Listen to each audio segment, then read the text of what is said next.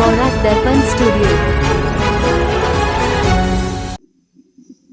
নমস্কার সুধী দর্শকবৃন্দ, নিউজ বরাক দর্পণ স্টুডিও থেকে আমি সঞ্জন কুমার প্রকাশিত আবারও চলে আসছি কয়েকটি গুরুত্বপূর্ণ খবর নিয়ে। আমাদের দেশ স্বাধীন হওয়ার পর আসামের প্রথম মুখ্যমন্ত্রী স্বাধীনতা সংগ্রামী ও ভারতরত্ন গোপীনাথ বরদলৈয়ের ৭৫তম মৃত্যুবার্ষিকী প্রথমবারের মতো সমগ্র আসাম রাজ্য জুড়ে এবং নগাঁও জেলার লোককল্যাণ দিবস হিসাবে পালন করা হচ্ছে। এই মহান দিবসে 2024-25 সালের সরকারি প্রশাসনে উৎকর্ষতার জন্য মুখ্যমন্ত্রীর পুরস্কারের প্রাপ্তির উদ্দেশ্যে বেশ কিছু সরকারি কর্মীর নাম তালিকাভুক্ত হয়েছে।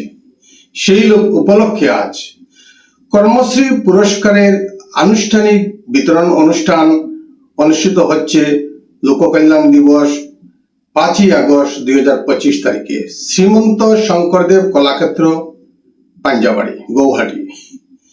এই মহতী অনুষ্ঠানে যোগ দিতে গিয়েছেন Shri Arijit Das, AGM, APDCL, Cachar project.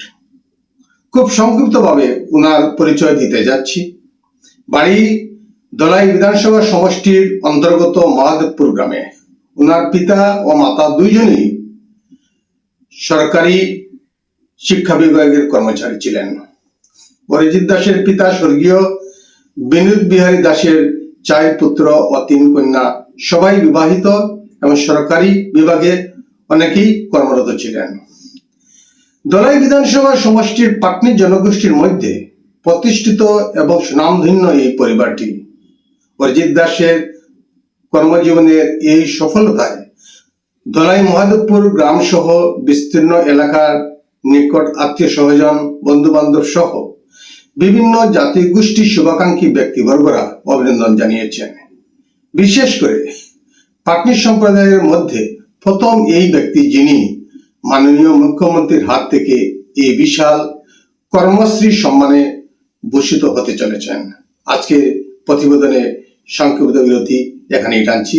সবাইকে শুভ সন্ধ্যা জানিয়ে বিদায় নিচ্ছি। নমস্কার।